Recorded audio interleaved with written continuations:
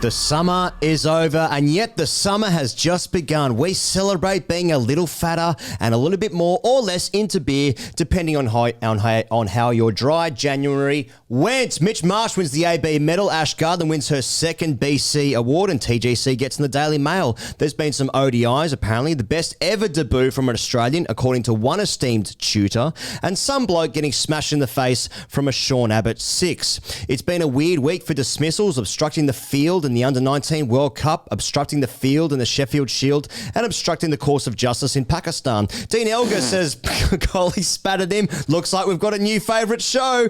Ben Stokes says technology is failing us, but the only thing failing New Zealand men and Australian women is some decent South African opposition. That's before we get into your away days and hashtag AskTGC involving a self-feeding bowling machine. Pezza, what a week it's been. Yeah, dog. I feel like the week has been characterised by a number of moments where, you know, they've been that sort of nexus of like, is this in the spirit of cricket? Is this past the pub test, the common sense test? What does the laws say? What do the playing conditions say? What country do those playing conditions emanate from? That kind of nonsense. And, you know, luckily there's just a couple of blokes from the internet who played grade cricket for over a course of 13 or 14 years who will be the arbiter of that to those who listen to the show if they want to accept it or not. So, like, I feel like that's what the week has been. No, like massive results in the cricket this week, like no sort of test cricket saving moments, but just a lot of games happening in different places where there's some weird shit, some awards happening as well, some Daily Mail stuff, as you said. So, that's where we come into play. Support for TGC comes from our dear patrons. Patreon.com/Grey Cricketer. Hashtag AskTGC Fridays, where we did a show, still half cut, I would say, the morning after the night before of the Australian Cricket Awards. Indeed, that was episode 178, I want to say, Charlie. Is that right? 178? Yeah, so 178, I want to say. Charlie's right on the ball there. The weird thing is he's not even here today. I was throwing numbers at him. Big news, though, for our Christchurch live show. That has been sold out, and in many ways so have we. Sold out, so we've got circa 200 folks from Christchurch there coming to the show to get around the boys, and in turn we may or may not get around you. So if you've already got a ticket, looking forward to seeing you there, and if you're trying to get a ticket, I wouldn't even bother. And we'll be there on days 1 and 2 of the test as well, so come and say good day just for a little bit. We're gonna be looking forward to it. We're gonna be in Christchurch the day before the show. So the Wednesday? So I don't know the dates. But then we do our show. The day after that, the test starts. We'll be there days 1 and 2, and then getting home. So I'm looking forward to 4 or so days down there in Christchurch. Before we get into the awards night and who won which awards and what medals and indeed awards, should we talk about Just some sledging that's been going on? Do you want to start there? This is the thing. Like every nation is playing cricket at the moment. He goes, England, amazingly, being over there in India, the men's team being there in India, like they are managing to hoover up most of the conversation about the character of the game, which is rare when you're playing cricket in India. When you're playing cricket in India, the conversation's about India, and what they're doing. The blue chip stocks there. Blue chicks. But Smurfs. Avatar. But but I did, and so, but with the style that England's playing at the moment, that wonderful scintillating style of cricket, we're hearing a lot from English punditry. Now, I did note that BBC Sport, BBC Cricket, with whom we have done a lot of work for, or some, they put something out on social media the other day, asking people for their favourite sledges. Asking English people to write in their favourite sledges, in brackets, keep it clean if you can. Oh, even better. Yes. And I just thought, because a lot of the sledges were incredible, I just thought I'd read them out here. Yeah. So I would say, if you get the opportunity ever in your life, those who are watching or listening to this, and you ever get the chance to speak to a professional cricketer, you should only ever keep in mind 3 questions that you would ever want to ask them. Yeah. Who's the fastest bowler you ever faced? Who was the best batter you ever bowled to? And what's the best sledge you've ever heard? That's right. Now, in any of those instances, what you don't want is any sort of like real turgid stuff involving some swearing, 4-letter words. No, that's you got to keep it tight. So asking someone what's the best sledge you've ever heard, now that just warms the cockles of the heart. And I thought the fourth would be who's got the biggest piece that you've ever seen, but that's just me. Anyway, I perused BBC and La peruse. John in East Sussex wrote, more leaves than Epping Forest is a personal favourite of mine. Terrific. Well done, John. Then Bill, more blocks than a box of Lego was mentioned to my dad once. Carried his wicket in a 40-over game with 60 not out in quite a heavy defeat, so he won the moral victory. There we go, yeah. Paul said, opening bowler to mid-off as a debutant opener walks past. Yeah. Of course, last time I opened the bowling here, we found the batter's box 20 yards behind the wicketkeeper. Delightful. I haven't felt my penis in years. I haven't seen it in weeks. Rob said, batter dancing down the track and the ball going nowhere. Thinks he's auditioning for Strictly. Oh, yes. Lovely Rob. stuff. Ooh, rack on term. Yeah. Ladder Wolf said, more blocks than my Tinder profile. Mm-hmm. Not bad, little bit of self-deprecation in that. Yeah. Neil. New age stuff as well, I like it, yeah. Neil, just setting it up to new batsman. He's like a penguin in a desert. He's not going to last long. The explanation's the best as well. He also wrote dessert with 2 S's, but nevertheless. Anne said, you couldn't hit water if you fell out of a boat. Terrific. And finally, Guy said, you couldn't hit a cow in the fanny with a banjo. So now, Guy, why would you want to do that to start with? Is that like these sort of novel sports you see on like ESPN 7? You know, like cheese rolling, that kind of stuff? Here's his banjo. Now, Guy, head over there and hit that cow in the fanny. Yeah. Here are 3 of my favourites. More dots than a Dalmatian. Oh, yep. Sorry, they're going somewhere else with that. Swinging like a rusty gate. Yeah. I fucked your mum last night. Yeah. Yeah. So, you know, there are 3 options there. That's right. If you're playing under 11s this weekend, there's the 3 options. Yeah, there's so many, you know, it's all too strict and too tight, isn't it? We'll say if you do want to join us on Patreon, there's half an episode, there's about half an hour dedicated to what cricket would sound like if you made your team only encourage each other in a falsetto voice. For or at least for half the game. Yep. Or one session. You cannot speak with any kind of bass or baritone. Yes. Spin up, here goes. Like you Come on, boys, 1 breaks 2 There's here. a lot of opportunities that aren't exploited. Come on, guys, walking in with the bowler. A little bit of melody to it as well. Come on, boys. 1 brings 2. Let's go. Come on. Go ahead, Thumper. Go to the B. Go, Thumpy. Come on. Let's go. Go, Thump. Go, Thump. Come on, boys. Round we go. Let's go. Take a top, round we go here, boys. Go, Thumpy. One mistake here, but come on. One mistake. Under the lid. Go, 1 mistake here. Come on.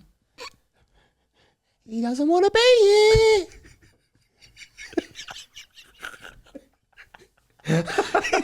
Just saying there's options. You know what I mean? I want to play cricket again all of a sudden. Exactly. If you could pick your own mates. Come on, boys, take your catches. Oh, a bit of energy here, boys. Come on. Lift here, boys. Come on. One for drinks here, lads. Mitch Marsh won the Allan Border medal. I've got the top 10 here for you. Okay. Of the guys that were in the top 10 this year. So Zampa had 90 votes. Khawaja, 114. David Warner, 120. Nathan Lyon, 126. Marnus Labuschagne, 129. Travis Head, 134. Mitch Stark, 135. Now the top 3. Steve Smith, 141. Pat Cummins, 3 more than him, 144.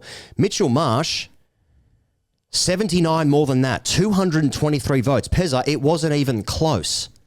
223 votes to Pat Cummins, 144. Now, I don't know a lot, but I know this. That's a landslide. Mitchell Marsh, the Allan Border medal winner for 2023. And it was one of the all-time great speeches, I've got to say. And it was extremely popular in the room. Oh, in the room, were you? Yes. And it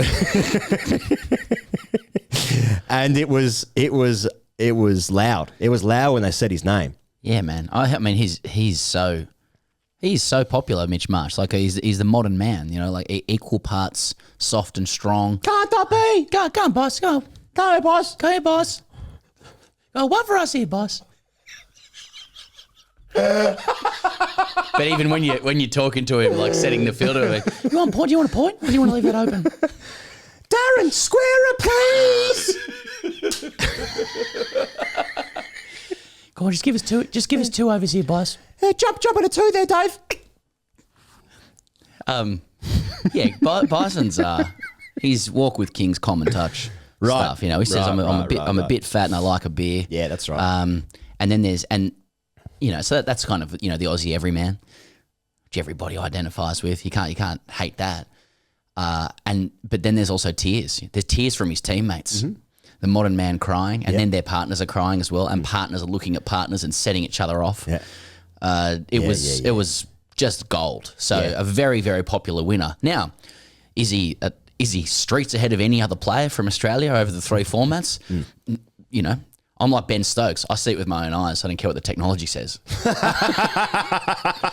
Not for me. I don't care what the numbers are saying in front of my eyes. Mate, I love the Mitch Marsh story. Nobody loves the Mitch Marsh story more than me. Which, I mean, that would be controversial, but I love the story. I mean, is he streets ahead? I suggest, you know, probably need to look at some voting there, but popular winner. Here's the problem. There's just so much forgettable cricket, and he's played almost every single format. He's done very well in that. He's been available for all of it. No. but like when he's played, he has been electric. He's been great. He had a good World Cup. Couple of hundreds in the World Cup. Yeah. He scored hundreds in T20 cricket. He's now the captain of the side. When he came into Test cricket, he's been excellent. He's done some stuff. Like in so many ways, and according to the votes, landslide deserving. But then I've got a similar thing like in 2019 when Steve Smith had I've said this before, was one of the all-time greatest series. He tickled Bradman's balls during the 2019 Ashes. He touched God. That year, Marnus came into the side and he dominated New Zealand at home. He got more votes over the course and he was even the test player of the year that year, Marnus. Yeah. Yeah, well, Wag sort of figured him out. Yeah. Before doing some stuff in Russia a couple of years later. Indeed. That was fucking surprising. That was surprising. Anyway, so, you know. We make mistakes, don't we? It's like, should there be weight? Like it's just who played heaps of cricket and did well in a lot of the forgettable stuff. Not as we understand the medal colloquially or casually to be best and fairest in the team, especially fairest. That's it's important, which is controversial when it's talking about skin pigment. I thought it was a skin complexion early on, yeah. So, nevertheless, the thing is you just go, whatever, like I'm really glad he won it because he's a great guy. And not just the year that he's had, but where it's come from, you know? So Western Australia. Yeah, exactly. The bit that I liked about the speech, aside from the the fat beer stuff and the tears and that, he said at one point, like 6 months ago I couldn't get a gig in the side and now they're resting me for 1 day. and he's like, he said it like it was the greatest attainment as a player. Right. You know, if that's not a sign of the players really wanting a break from the cavalcade of cricket, he's just like, man, I'm getting rested now. How good is this? I tell you what, the medal's awesome. Great to have my name on the sheet over the course of the last 10 or 15 years or whatever. But even better news, I'm not playing for a month. He doesn't need to play. He doesn't need to play this forgettable cricket. So he's not going to win it next year because he decided he doesn't want to play his cricket anymore. Once again, cricket always better when you're not playing. Indeed. Ash Gardner won the Belinda Clark Award. It confuses me because there's a Belinda Clark medal, which is in New South Wales. The New South Wales You're getting award. confused with the New South Wales presentation. And the Belinda Clark Award, despite it also being a medal. And I feel like a medal is superior to an award with respect to the award. Like it's just in terms of the the meaning of the word. Well, you don't win a gold award at the Olympics. If the Olympic Games had like an award that was framed and it was signed like almost like a diploma, then like you get it at assembly at primary school for listening to your teacher. Participation, That's right. Active listening. Anyway, so Ash Gardner finished 13 ahead of Lise Perry in the votes, and then what are we looking at? 41 ahead of Annabelle Sutherland, who was in third. Now, Beth Mooney had won it last year. She finished 8th in the awards, equal to Georgia Wareham in 7th and 8th. Beth Mooney has just been sensational. Again, I mean, I suppose I inherently pay less attention to the women's because I watch every single game of the men's and I watch occasionally of the women. But like, just my instinct with Beth Mooney again is it like, inherent? Well, no, so it's not. But like, it's chromosomal. It's nothing I could do. Yeah, that's right. But my instinct is that but Beth Mooney, is always one of the best players in the team. Always puts a hand up in big moments. Now, like I suppose over the course of the year as well, Ash Gardner has been absolutely sensational. Had a great Ashes. What'd you take? 12 for in the test match there. Obviously went for big money in the IPL and the most money, which is obviously a hugely important factor in this award. But beware the weight of the price tag just around the neck. Separate issue. Well, I suppose anyway that Ash Gardner, what I'm saying is, has been absolutely terrific. It just surprised me that Beth Mooney was so low in the voting there. But I guess Pez as well, at least Perry. How old's Pez now? 32? 33? Something like No, that. I thought she was a bit older than that. I had a feeling she had a bit of a dip maybe 2 years ago, but it's come back so She's been strong. injured. Yeah. She got injured for a bit, but Yeah. yeah, now she's just consistent all formats. That's I mean, at least Perry's she's a legend of Australian sport. One of the one of the greatest athletes we've sports ever had. people we've ever produced. Yeah. The nation that we've produced Yes. with taxpayer funds. That is inherent. Ash Gardner, T20 player of the tournament as well in the World Cup. She's pretty good. probably the best cricketer knocking around Yeah. pound for pound. I like that. I like that. We'll talk about the multi-format series a little bit later there with the women who have gone back to their winning ways with complete domination of South Africa. Anyway, should we talk about the Australian and Nope, West not finished. Indies? Oh, you want to talk? No, yeah, I got more. You got more?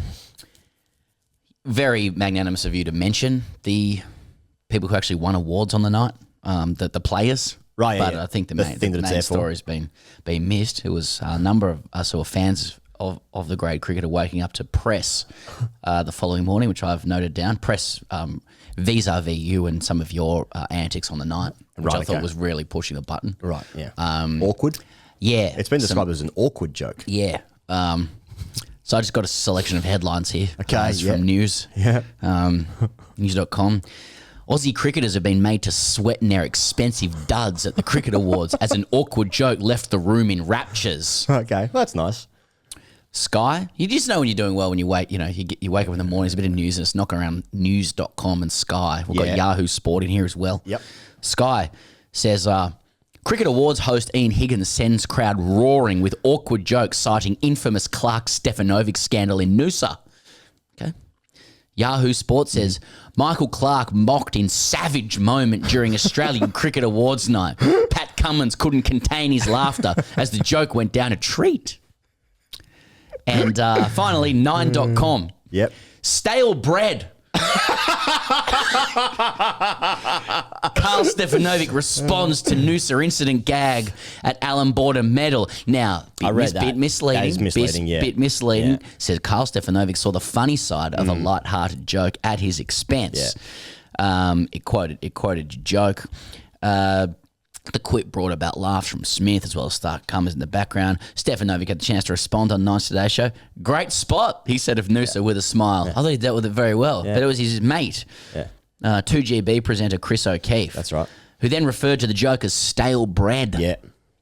Let it go. Put it in the bin. Put it in the bin. Move on. Yeah. He laughed before Sarah Harbo came in again at Carl, so she So, was happy with the joke. yeah. But Yeah, stale no. bread, when you delivered it, did you think this could be stale bread that needs to be put in Ian Healy's silver bin? Yeah, look, I was surprised by that. I was surprised that it's like, this isn't funny anymore. I was like, oh, I was in the room. yeah. People are ready. Bin. Do you think Chris O'Keefe is just looking after his mate? Yeah. There. Yep. So, Yep. how did it feel? How did it feel off the bat, out of the tongue, the joke? I didn't notice it at all. I'm like, that's just normal. Yeah, well, look, without giving too much away, it was in the live show, so there was a bit of rehearsing. Okay. But yeah, rolled out nicely. I wasn't sure if Smudge was going to go for it. Hard to know sometimes. Hard to know sometimes. Hard to know, but I think he Numbers falling in front of his face. Yes, but I think it was okay. Yeah. It's great. You had the screenshot with Cummins laughing, so that's going to give you. You think if that doesn't give you credibility, you're in trouble. You know what I mean? I know it doesn't give credibility with some people. He's a bit but woke for me, in my Yeah, opinion. But me yeah, too. Yeah, he should go easy on that sort of stuff. Captain but yeah. Planet. I did call him Captain Planet earlier to his face during the awards. Yeah, I had one with him on the blue carpet about go work, go broke. Didn't make it. Just didn't make it into He the laughed, final. like I heard you say it, Yeah. and he laughed. So, I don't know, something. Well, that's yeah. I don't mind it in the package, but I just on the awards as well. Yeah, I thought Heady deserved something. I don't know how, but and also like the bowlers who basically carried the year. It would have been great to like Mike Hussey and Lynn Larson got called out as Hall of Famers. Yeah. Would be good to hear from them. I just always think that's a good part of the awards. Agreed. Zorba looked good. Yep. Statement piece. Yes. Which is saying something Indeed. in that group. Of the ring that he was wearing around his neck. That's what I'm talking about. So. Yeah. We're talking about Wes Agar.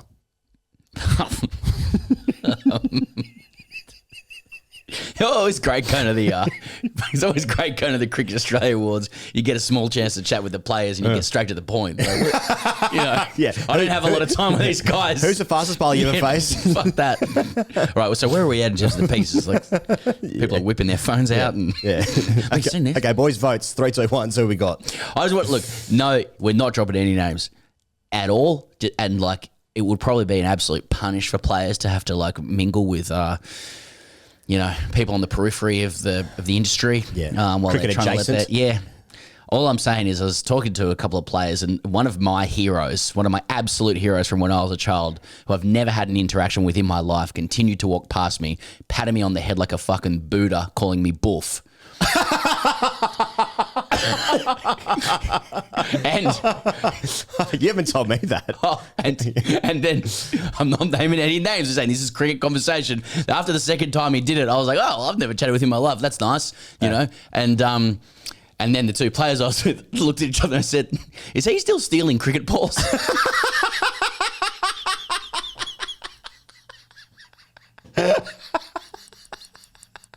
Yeah. So, See, international cricket, club that's cricket, it's all the same. It's all the same. That's all I'm saying. They sort of change the scores in the scoreboard.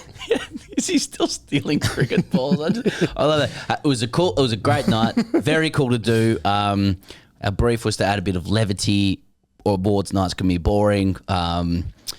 And also it was very cool to work with Mel Jones and Jason Richardson, who were very professional, and it was kind of them to like be okay with us tagging along with them. So they would have been entitled to be like, don't know if I sort of want to be on the say the same bill as this. It could be anything, but they were very supportive, and so were Channel 7. So, anyway, actual cricket that's going on. These really important ODIs have happened. Yeah. The third one's happening in about a couple of hours' time as we're recording this. So in the first game in in Melbourne, West Indies made 231. Xavier Bartlett took 4 for 17. Australia chased it down 2 for 232. Smith 79 red, Green 77 red, Inglis 65 at the top. Yeah. So Xavier Green's Bartlett winning the AB medal. Xavier Bartlett's second best ODI figures by an Australian on debut. Here's the top 5, Pezza. Tony Dodder made number 1. Bartlett 2, Stuart McGill 3, Carl Rackerman 4, Xavier Doherty 5. So that bodes well for Xavier Bartlett because there's 5 storied ODI careers right there. First look at Lance Morris as well for Australia. Yeah. 9 for 59 of 10. Got to clap eyes on it. Clap eyes on it, yeah. The green and gold. Something to look at. You got to talk to him, blue carpet. Like, just what's the eyes? Because he's got some piercing green eyes, aren't they? It's good looking. Yeah. Yep. But anyway, his performance for Australia. In cricket, yeah. Yeah, I think I said to him, I'm looking at you and I'm thinking, that's international cricket. Yeah. And I was just looking at his body. I kept saying that to Spencer Johnson, just kept like pushing his chest. Going, whoa, have a go at it. Can you get this man off me? So this is a Wendy's. So now Ian Healy said of Xavier Bartlett's 4 for 17, it's the best ever debut by an Australian.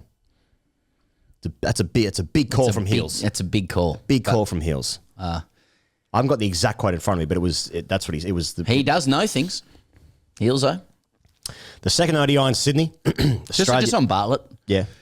Like eyebrow selection. A couple of slugs above the eyes. Couple of slugs. Far be it for me to judge, but We're talking about Carl Rackerman again. or Wes, but how are you, slug? A couple. I just wanted to note, like, I didn't know a lot about it leading into the game. I know it was a good BBL. I've seen it before, but I didn't know much about it. But it's a strapping rig. Yeah. It's wide. It's wide. It's strapping, and it's full fast outswing. And that's always going to agree with Australians, whatever your proclivity, wherever you're from, all shapes and sizes. A wide strapping rig. Seam up, full fast outswing. Yes. 4 for 14. Play on. Yeah. Was it 14? Yeah. The first wicket that he took made me do stuff with my lips. Hello. Made you do stuff with your lips. Yeah, Okay, you're pulling it. Yeah. It pushed my lips towards my nose. Okay, so kissing your teeth kind of thing. Yeah, a little bit, yeah. Yeah. That's something to look at there. Do you want to talk about the second ODI? Sure. Australia made 250. Sorry, I thought you were asking me to start quoting the scores. Oh, of the game. no. Yeah. Abbott made 69. Short made 41. They defeated the West Indies, who made 175. Sean Abbott again took 3 for 40. Hazelwood 3 for 43. Debuts for Will Sutherland and Jake Fraser McGurk. Fraser McGurk had an electric start. There was, what was it, 4-6 out. But it looked like something. I mean, the 6 off Alzari Joseph, ooh, it looked good. It was just one shot. It was very much like in the nets. It was fucking. This guy had a great net. Basically, it was a 4 and a 6, but it was the way it was hit. It was like so he made 10. Oh. It was like, oh, there's something here. In many ways, Oh, it's yes, please, Daddy. like this is the kind of player he is. Like he gave us a glimpse, and you knew that it was special because on the Fox coverage, like I have never heard Mark Waugh register a higher note in his voice. What did he do? I can't remember exactly what he said, but it went like, say if he speaks in a C flat, Okay. it was like he was starting to hit G. You know Oh, what okay, I mean? yeah, like yeah, G yeah. sharp. Right. Like, it was like, Yeah. oh, Whoa, Junior. Junior's heading like just coming out of the normal range. He is for up and June. about. And so, I mean, this is the Roosters. This is Fraser McGurk. Like he titillated, he tempted, he tantalized with that shot. You're like, oh, like what could that be? Like what he flashed us. Yeah. Like holy shit. Yes. And he gets out, and the purists will be like, "Well, he does have that in him, and he doesn't normally open the batting. That should be for Matt Short. What are they trying to do with Matt Short?" But I'm just seeing that shot, and I'm like, let's have 10 years like we did of Glenn Maxwell caring more about the ones he got out with than that shot. You know what I mean? Let's actually create identity crises where some people go like, it's not really going to work. He doesn't really know where it's going. But could you think about a better result for an in and around the group selection? Just plays one shot that lets you know this could be something. Oh wow! Oh, hope springs eternal, Pezza. Yeah, indeed. I don't know if you saw this, but Sean Abbott in his really match-saving innings of 69, he hit a 6 into the members of the SCG there. Bloke tried to catch it, Yeah. went straight to the old digits there, smashed himself in the face. Now, one of my greatest fears being in a cricket game, like an international cricket game with lots of people, is a 6 being hit in my direction. I want fucking nothing to do with, I want to say about 8 to 10 people around you putting their hands up in an uncoordinated manner, reaching up to the heavens and just getting a little splice here and there, and it's always going to go straight into the face. That's someone at some point in an international cricket game is going to get seriously fucked up. Like this guy what I was copped gonna it say. hard. Surprised you don't see it more, to be honest. I have no interest in catching a ball at the cricket. Mate, I don't want to take my children to cricket because of the fucking missile being hit. Yeah. You know? Yeah. Different issues there. Yeah, I thought you were going to say you just don't want one hit in your direction, not because there'll be obstacles, but it's just like, if you are a semi-known person, and I really emphasize semi, I may after Daily Mail if you may be a known person, but Yeah. if you're dropping a catch on TV, that's it. That's the end. Yeah. Yeah. Like guess, it's never yeah. happened to me, as in I've never had one hit at me, like in a professional No, game. I've never even been close, I don't think. I was at the local park last summer though, Okay. and I was walking around with my kids, and one came my direction, and it was a really easy catch, and I dropped it. And I felt, how much I think about that. Yeah, I do. Yeah, like how much I would be thinking about that. Now do that on TV. Okay, here's what I worry about. If you're just walking down the local park and a ball is hit for 4, Oh yeah, and then the guy has the boundary rider Yeah. is, say, let's call it 15 to 20 meters I know where away. you're going with this. Now I pick it up, and now I have to nail the underarm, of which I've never underarmed. I have Yeah. not underarmed the ball in, let's call it 8 years. Yep. Now With that pressure. with that yeah. pressure. Now, if that goes short, if it's ankle height, if it goes over his head, I'm thinking about that for at least a decade. You could always skip him and just go straight to the keeper. You know what I mean? And then your arm just literally falls off, and you. You should throw your shoulder That's out. right. Yeah. But with that underarm, are you trying to underarm it to him athletically? And by that I mean like the longer the backswing and sort of follow through, the more athletic it is on the underarm, or are you like is it real short? Like I'm yipping up, close to the pin, just trying to chip one on. With that underarm, is it kind of like, or like, or like just it actually the motion of underarming it commences past, what are we calling that? The vertical. Yeah. I'm going full range of motion. So you're just going for it. I'm going for it. Wow. Because if that, like, what's worse, like an overshot underarm or one that bounces it on the half volley? Oh no, not the half volley, good length. Overshot. Is worse. Miles worse. Because they have to turn around. Oh, yeah, and then you go, oh, sorry, mate. Yeah. I don't know, maybe. Yeah, because if you overshoot it, they can take a moment to stand there and look at you as it goes over as well, just to exacerbate the moment. But it's like if it's on a good length and you just leave them in fucking bits, just with their body trying to be everywhere like fucking Gumby trying to stop it. Now, what's worse? That's very bad. What's worse if you forget to let the ball go and you throw it over your head backwards in the opposite direction? Still in your oh, fuck, hands. sorry, mate. Yeah, like if you mangle it, like the underarm scrapes your ass, which is bigger than it used to be. So smash into the you keys actually in have your no pocket. kinesthetic awareness of where your It just ass spills is out anymore, and it just scrapes off. It spins and just spins, landing at your feet. You just like, kick it to like at the end of Inception with the spinny thing. like a spinning top in front of you. You both just looking at it. You start tapping it too. Anyway, yeah, look at that. See, that is more important. That was a good game. Anyway, oh yeah, well done, Australia. 100 too many or whatever the fuck it was. Third ODIs in Canberra today. The T20s start on Friday, then on Sunday, then Tuesday next week in Hobart, Adelaide and Perth in that order. Travis Head has been removed from the white ball squad to refresh.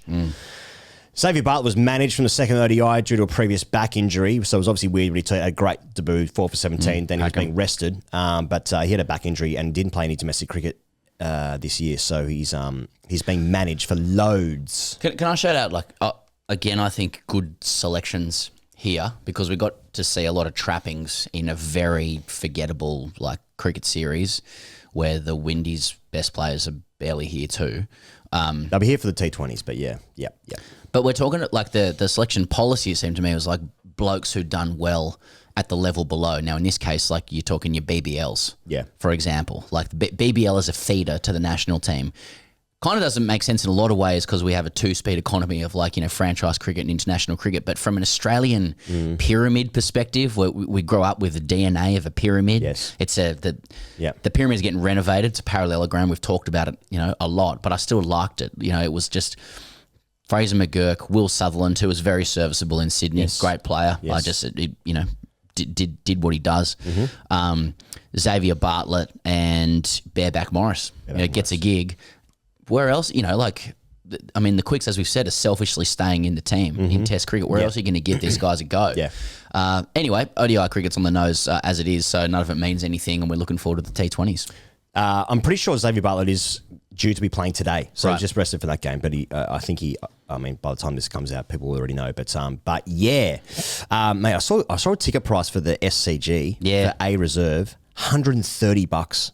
$130 for A Reserve for an ODI. Wow. What about the deck, the SCG? Hey, Australia have just announced their T20 squad for New Zealand. And that is Mitch Marsh captaining, Cummins, Tim David, Nathan Ellis, Hazelwood, Head, Inglis, Maxwell, Matt Short, Steve Smith, Stark, Stoinis, Wade, Warner, Zampa. It's getting serious. It's getting serious now. It's getting serious. So the New Zealand tour obviously just around the corner. So the T20s are in Feb 21, Feb 23 and Feb 25.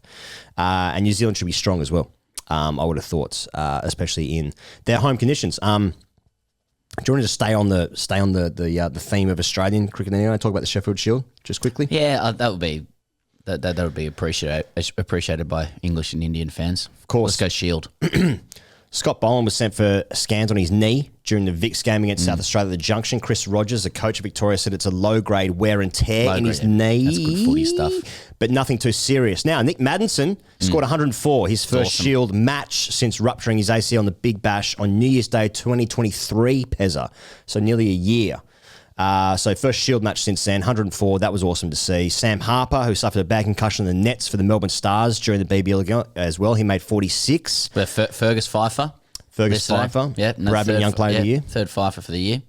Not bad. Will Bukowski, this was a story that happened maybe a week ago, was ruled out of the game from suffering from delayed concussion symptoms after being hit in the head in the Victoria's second 11 game.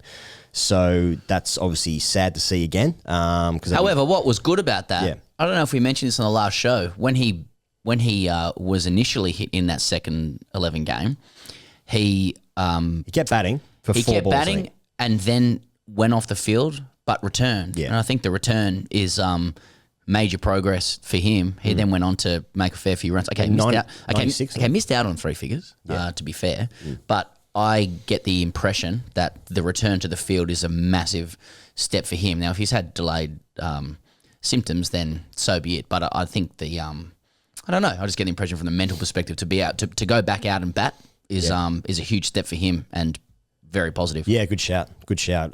So New South Wales are in WA for their match. I think it's at the Wacker, actually. Now, Moses made 95 to put New South Wales right in the mix for winning the game. They were chasing 240-something, and they fell a few runs short. I think they lost about 3 for 5 on the beginning of day 2, or day 2, to lose the game. But people might have seen this on first innings. Charlie Stobo was bowling to Chris Green, who defended it back to the bowler. Stobo then threw the ball back at the stumps of the striker, who was out of his ground, and Green played like a forward defence whilst out of his crease and middled it. And there was an appeal, and it was given not out. That was it was a weird one because apparently the batter is in the laws of the game, Pezza. Apparently the batter is allowed to defend himself from potential injury, and so be in the way of the stumps if he's protecting himself. Now, that wasn't a throw that was going to injure him in any way, mostly because he had a bat and gloves and pads on, and the throw wasn't that hard. He was out of his crease, and from what I saw, he seemed to move towards the ball to play it. Pretty hard to not move towards the ball if you hit it with your bat. Yeah. There's a good chat about this on the Grandstand Cricket podcast with Ed and Corbin. Ed makes it very clear that it's not a law. It's actually a new playing condition in Australian cricket. Okay, he said it very quickly, and he didn't blink once. But that's exactly. But he's right. When I saw it, and talking about dogs in the fight, Blue Baggers Deluxe here on this show, unapologetically. Well, so is Charlie Stobo. Charlie Stobo. I was going to say, just a couple of Sydney greatest stalwarts doing their thing, trying their best. Yeah. All I want to say is if it's a case of the new playing conditions actually measures not out, whatever, then so be it. Maybe they get to the right place. But all I would like to see in that scenario, we know Chris or whatever, is I just think fundamentally, if you are out of your crease and somebody is throwing the ball at the stumps, I would like to see you make an effort to participate with goodwill in returning to your crease instead of taking an alternative option of staying where you are, remaining out of your crease, and using your bat to stop being run out. Now, if there's a playing condition that says that you can hide behind saying you're defending yourself from injury, you didn't throw it that hard or whatever, then so be it. He played it like he'd received a throwdown. Yeah, or there was a nonchalance to no, you're not doing that. It's look, Charlie's allowed to throw the ball at the stumps if a batter's out of their crease, and he's not throwing it at the batter. There's a run out chance. It's very unlikely he's going to be out. That's not the point. I would just like to see the batter do what they're meant to fucking do and get back in the crease instead of use their bat and take matters into their own hands. I'm defending myself from injury, and I would have hit the pad anyway. That's irrelevant to the question. I just think. I just think just go back to your crease. Now, am I going up to the umpire and saying that's actually out? Probably not. No. But I also think it's defending yourself from injury. I mean, Chris wouldn't know that. He was just nah, all good. Yeah, Adam's pretty quick. Yeah. I thought it was one was he's probably pretty lucky there. He's probably pretty lucky. If they wanted to be that. Kota, but I just think I would have had a different view if Green was already back in his crease. So he'd completed his end of the bargain. Yeah. But I just don't think you have many rights to do shit to the ball when you're out of your crease as it stands. Now, there was one in grade cricket as well. Now we're talking. Yeah, there's one in grade cricket that was sent around. Was it Dani Syed? Yeah, Dani Syed picked sent it to me. Yeah. Oh, yeah, and I think he put it out there. It's gone around on Twitter. So it's Manly against Sydney Uni in Sydney Test cricket. Yep. Ryan McElduff is the batter, and he pushes a ball. It's in first grade, and it's he pushes the ball to mid on. The ball then goes out of shot of the frog box still camera, and then in that moment of silence, you can hear the waves whipping in from Manly, and just the general kind of the din of air and noise and whatever, the echo of the ball. So the keeper is up to the stumps for the medium pace, or it was an offie. I think it was an offie. It was an offie. Maybe Jay Lenton, maybe behind the stumps. Could be. So then the ball is then thrown back to Jay if he's the wicket wicketkeeper for this occasion.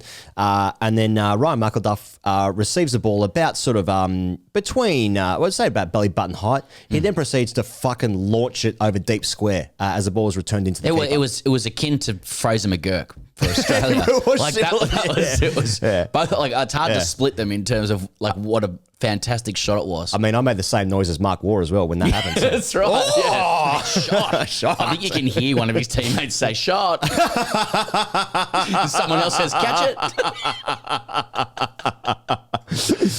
But yeah, thrown in by Joel Davies, and then you get Joel Davies threw it in, and then you get a couple of texts flying around going, it plays a couple of BBL games. So the context as it's being advanced by Sydney University, who was home to the batting team, is that like Davies had been throwing the ball at the batter a fair few times. Oh, okay, right. Has this podcast exercise any journalistic integrity on that? No. That's not what this show is.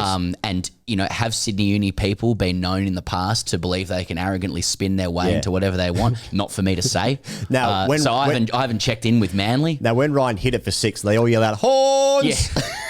Hilarious when they do that. It would have been funny there, I've got to say. But what I liked was it was an incredible shot. It looked so good.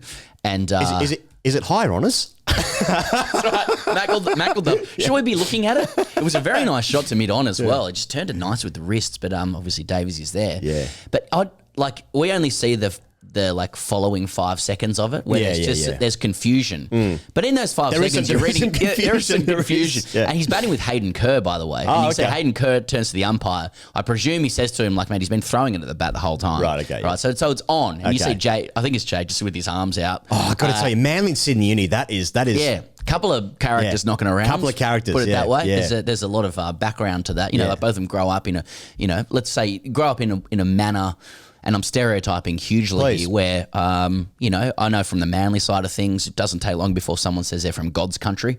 Well, that was you, that was around your way. Mate, we're God's country up here. Yeah. I mean, it is nice there, but I know what you're trying to say.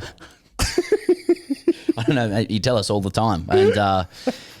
And Sydney Uni as well. Well, I mean, it is difficult when you carry a sort of average 20% higher IQ than the rest of the that is difficult. And Dada has a higher median income. And yes, I call him Dada. Yeah. Sorry, I'm going to Google who that is. But yeah, so a couple of characters. I just thought I was expecting a blow up from Manly sooner, but maybe they were still trying to. Apparently, it was carry on afterwards. But I'm sure mainly. I was more like, they've not really reacted too much to this. I'm like, do they know that Joel's been throwing the ball in at the batter too much? Are they happy that there's been a response to this? You start to just get into... Good shot for us here, boys. Start to get into the weeds. Good shot for us here, boys. McElduff made 250 in that game. No, he didn't. That was just an overthrows. Can I just add something to the Shield? Yeah. Oh, no, sorry, let's do some performances here. Yeah. You got some stuff. Ben McDermott made 146 to keep Queensland competitive against Tasmania. That's his third first-class century. His last one was for Australia A against India ahead of the 2020-21 Test Series. Now, Matt Short has been ruled out of the final ODI today. McDermott has been called up. He's just played 5 ODIs for Australia. His last one was in the tour of Pakistan, I think it might have been. He averages 44 in those 5 ODIs, so it's a great start for him. 100 and 150. Now I'm gonna guess, Pezza. First of all, I wasn't aware that McDermott was looking so juicy at the moment. He's looking juicy. But I'm what is that? Sorry, I'm going to say that. I swear, last time I saw him, he wasn't looking as juicy as now. That's all I'm saying. I don't know. What does it mean? What is it juicy? Like you just take a big bite out of it, or like just. No, he's looking thick. Thick, yeah, thick through the trunk. Yeah. I'm going to suggest though that Australian selectors, talking about higher honours, they like the look of it. Because he was around the group for a while, and now he's come into this. It's a safe name too. Yeah, well, that's right. Tassie ends up winning this game by 4 wickets in the second innings. In Queensland's second innings, however, young Jack Clayton made 102 out of 160. Jesus Christ, that's a lot. That is a lot. And apparently, was feeling sick, so he was throwing up as well. Perfect. So he was doing it. Perfect. So he was doing it tough, you'd say. Yeah. If he confected that, even better. That's higher honours for me. So that is McElduff. Hard yakka. Yeah. So we've identified 2 players for higher honours here. McElduff, Jack Clayton. Jake Fraser McGurk because he's flashing you, he's titillating. Yeah, that's right. That's three of the top order sorted. Tassie, I think that Tassie now goes top and looking and firming for a home Shield final. Wow, which is that's a vibe. There's an aesthetic. There's an aesthetic to it. All right, Pezza, we should have done this earlier, but let's talk about the away days. It's just quickly, just on Shield. I just like this tweet from Mark Bourne to us. The handle is @BoonBogan. Just took a couple of photos. He said, "At my first #Sheffield Shield game," that's in case you want to click Sheffield Shield as a hashtag. Got it. Seen the sprinklers turn on while birds bowling. Seen the ball get stuck in a construction zone, and I think I'm the only person under 40 here. Fuck, I love cricket. Just taking photos. Sprinklers coming on. That might be a whacker. Anyway, away days. Pajero Sport away days, Okay, Pezza. It's been a very popular segment. We've had, It is. I'd say dozens per week have come in. And look, I think this is our last integration. The last one? with Mitsubishi Okay. Pajero, unless things change. Things can change in this game. They can, but I believe this is our last integration. And thank you to Mitsubishi Pajero, to Pajero Sport. It's been a value add to the program. Indeed, I'm sure people listening. I bet there's some value to it. I bet. This is thanks to Pajero Sport. We've been doing this segment called Away Days. Just the adventure of being in a car on the way to places that scare you. Frankly, Yes. Sydney Uni, Manly. Indeed, yeah. And these like it's what an away day can do. It can expose your fears, your insecurities. You might come from higher socioeconomic status, and when you go into the low SES areas, you're not used to that. Mum and dad never took you there. You know what I mean? You lock the doors, etc. And it can go the other way around as well, as you've just mentioned. This is from Anon. Hello, boys. Submission for away days here. Please keep anonymous if possible. Granted. Context: I was cricketer. I was cricketer? I was a cricketer for most of my junior life, 7 to 14 inclusive. I now, 24, was not too long ago asked to fill in for my mate and co-worker's D-grade Astro wheelie bin side. I like it. I eagerly accept. Now, when I say wheelie bin, I don't have a speech impediment trying to say the word really. Wheelie bin. No, wheelie bin just denoting a level of cricket where you may as well use a wheelie bin for stumps, such as the standard. He says, I eagerly accept. I proceed to drive 40 minutes to the ground on a 40-degree day, probably in a Pajero Sport, I'd imagine. Definitely. I don't care. I'm a starry-eyed boy who's optimistic he'll fall in love with his childhood passion. I rock up, introduce myself to the team, buzzing with excitement. I proceed to be given half-washed, damp, BO-smelling whites that are 2 sizes too small, amounting the 3/4 length pants and a Chris Tremlett schmedium on top. Not to worry, I think. Just a bump in the road. We lose the toss, sent into bowl. I proceed to watch as the opening bowlers and first change are bowling 75k per hour dibbly dobblers that are nearly double bouncing before the keeper. All the while, the batters can't even lay willow on it. Knowing I can bowl in the vicinity of 100 to 110k an hour, I quietly think to myself that I can experience being the tearaway quick I never was and put in a decent shift with the ball. Oh, you stupid boy. The 16, that's his words. The 16-year-old who had played and missed on 80% of his balls proceeds to glide me for 2 fours, Joe Root-esque, full and straight, clipped for 4. The following over, I now have his complimentary batting partner on strike, broad fella, could hit a clean ball. Only seen him hit full stuff though, so I pull back my length, I think. Success early, he then proceeds to clear the leg and bosh my back of a length delivery at my head. Catch attempt made, hits my pinky, goes for 4 anyway, hard luck. I grip the ball to bowl my next ball and feel a peculiar feeling on my ring finger. I look down and see my pinky is bent back and to the left 45 degrees in their respective directions. Back and to the left. Exactly. I immediately recognise that this is the cricketing gods punishing me for my hubris. But oh no, they weren't finished yet. I trudge off the field and begin to take my kit off in preparation for the hospital. The team alpha tells me he knows a guy and could get me fast-tracked to a mate's privately owned clinic and I'd be back batting in no time. I am helpless but to heed the command. As I walk to my car, play resumes. My mate and co-worker delivers the last ball of my incomplete over and you guessed it, takes a wicket. I drive in absolute despair of what has transpired. I finally arrive at the aforementioned clinic. It's shut. Thanks, Team Alpha. Next closest available hospital, 25 minutes. Another despair-filled drive. Arrive and proceed to be told a 1.5 times Sunday surcharge rate will be applied. As a uni student, the dread of the possible sums of this visit forced me to swiftly decline this option to the women at the desk, brackets make an excuse about leaving my wallet in the car because I didn't want to embarrass myself by admitting I'm financially disincentivized to pay the premium. Yep. I then make a 45-minute trip to the state-run hospital God. where I'm met with the glaring eyes of normal members of the public who are wondering why a fully grown adult is wearing essentially kid-sized, stinky baker's wipes. My shame is immense. To rub salt into the wound, I am passed around multiple doctors, nurses, and X-ray technicians who all ask for the story of my finger, to which I have to painfully recount the fact that a D-grade parkie has so comprehensively dispatched my bowling, thus to cause physical trauma. Kind regards, Anon. So just if you get that down to 1 minute, Charlie, for the clip. Goodness me. That is a atrocious away day. Have you seen a bad injury on the field?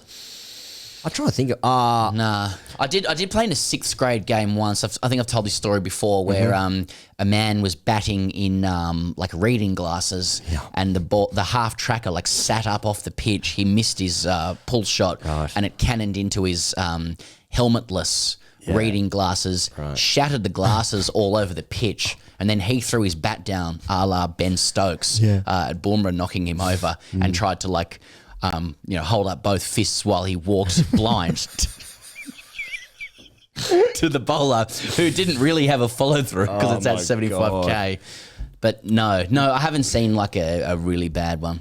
Yeah, no, I've seen broken fingers and things like that. Yeah. Just one that I can think of was like first or second weekend when like it's the outfit was still fucked up from like the football season previously, and it was like a ball was hit to square leg, rolling like decently hard, went down for the long barrier, just popped up off the Turk straight into the head, and like just a huge black eye. Good times.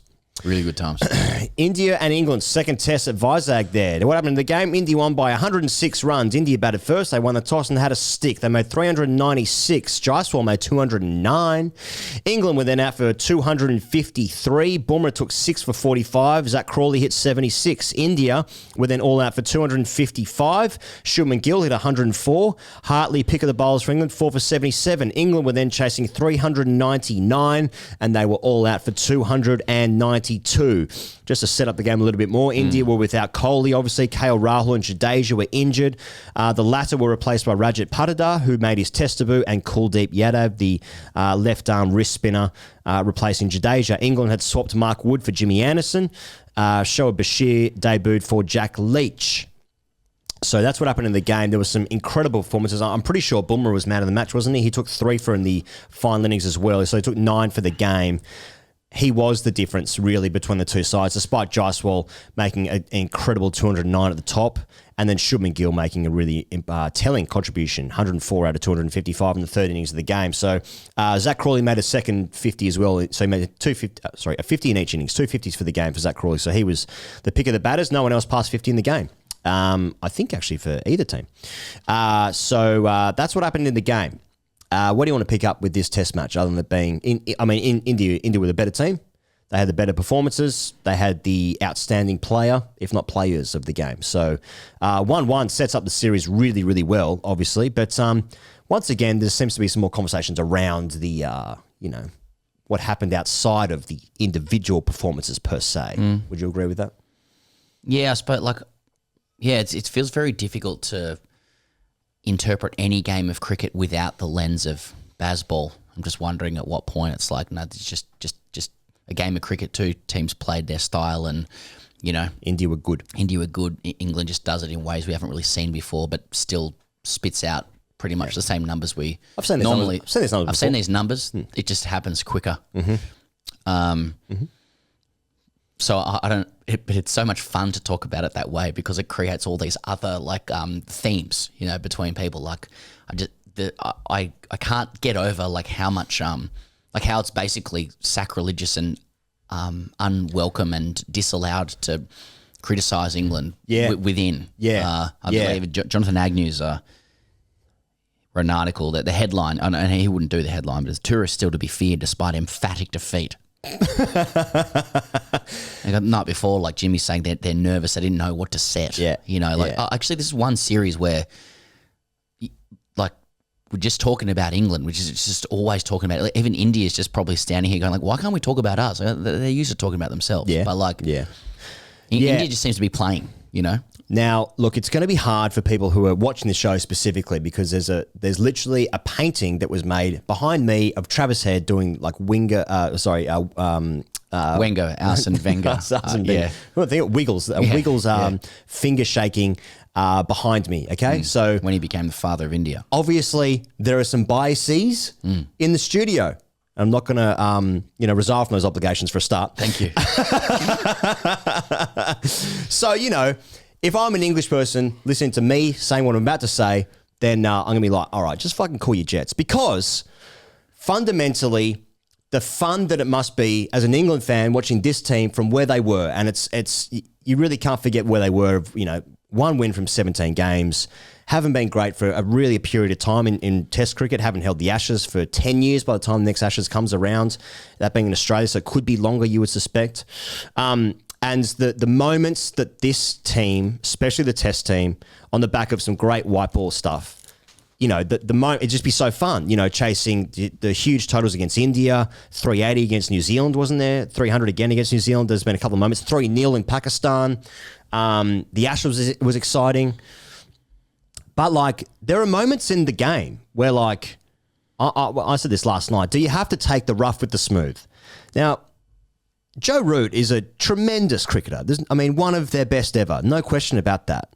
He scores 16 off 9 in the chase, and then he runs down the wicket and just, objectively plays an atrocious shot.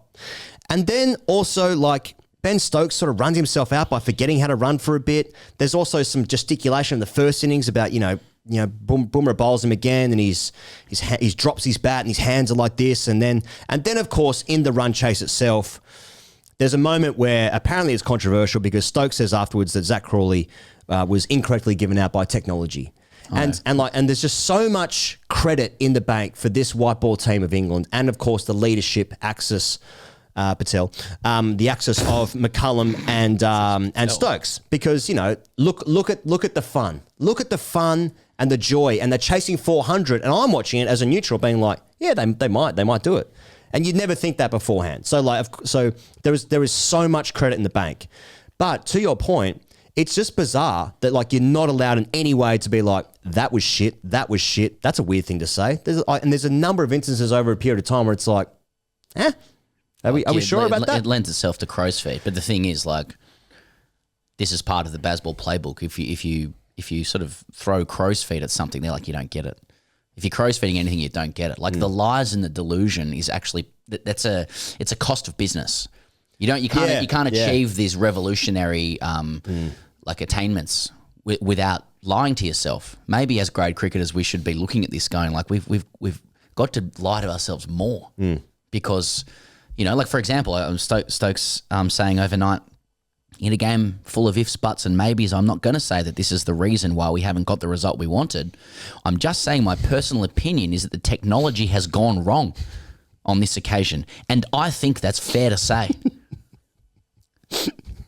Just like something looks not out live. This is call deep to Zach Crawley. Yeah.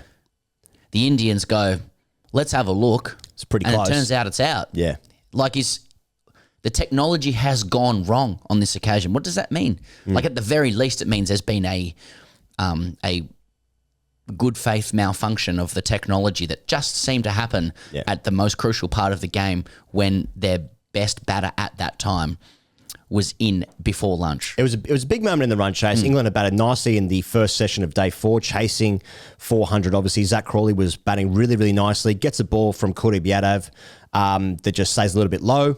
It looks like watching it live, I think you had the same thing. It was just like, probably going down leg. And then you just watch the DRS and it's like, no, it's out. Now, of course, what's happened is in, social media discourse is what you can do is you can actually screenshot to make screenshot the images to suit the argument that you're trying to make.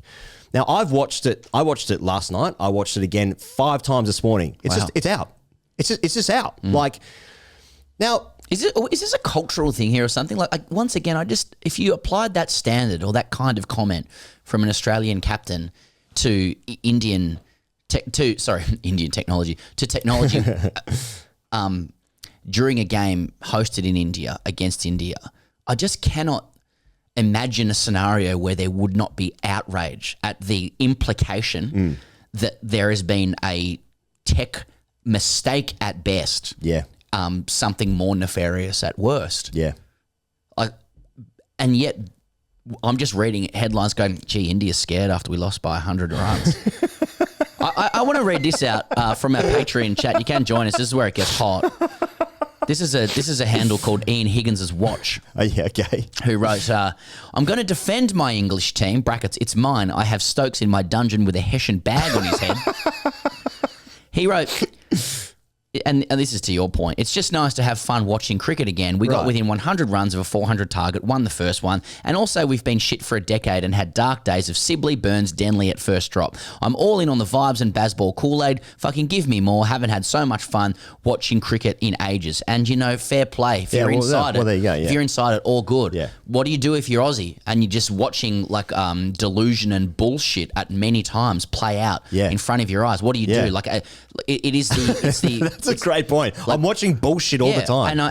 And there's just a lot of crow's feet. Yeah. Don't get me wrong, a lot of really good stuff. Really and it good. just seems to me like it is predicated on this refusal to say anything other than something positive about yourself and oneself. That's it. And it's like that's interesting. I guess it's an interesting way of life to just live in this to live with Kool-Aid about yourself. Perhaps it does elevate you to high levels. Maybe motivational experts would say that. But we're also playing cricket, which is the most brutal fucking game of all time. And when you do some dumb shit, people should be able to call it out, England won one of their greatest ever test matches, last test match.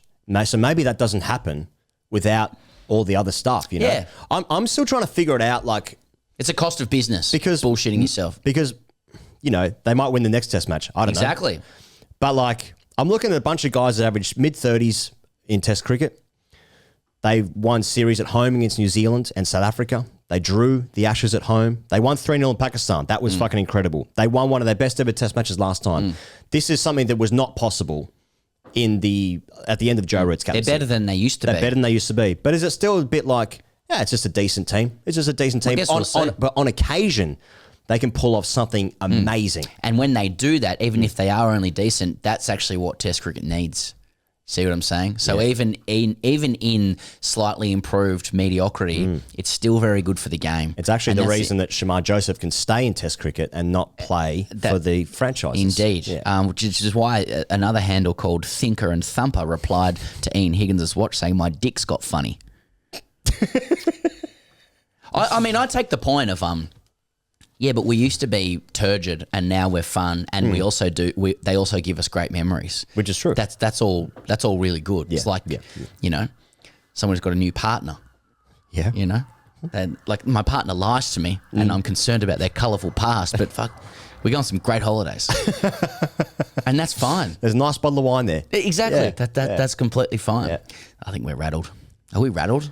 Well, no, of course. Well, that was my thing. We can't say these things and trying to be objective without, I've got a painting of Travis Head behind me winning the World Cup. So, I can't say anything because now I'm in my head. But I'm just, but this is the thing, because I feel like I'm just watching numerous instances of just utter rubbish, and it's like I'm not allowed to. Well, they've done some good stuff. Yeah, is there a way that Bazball could still be amazing and just without the carry on?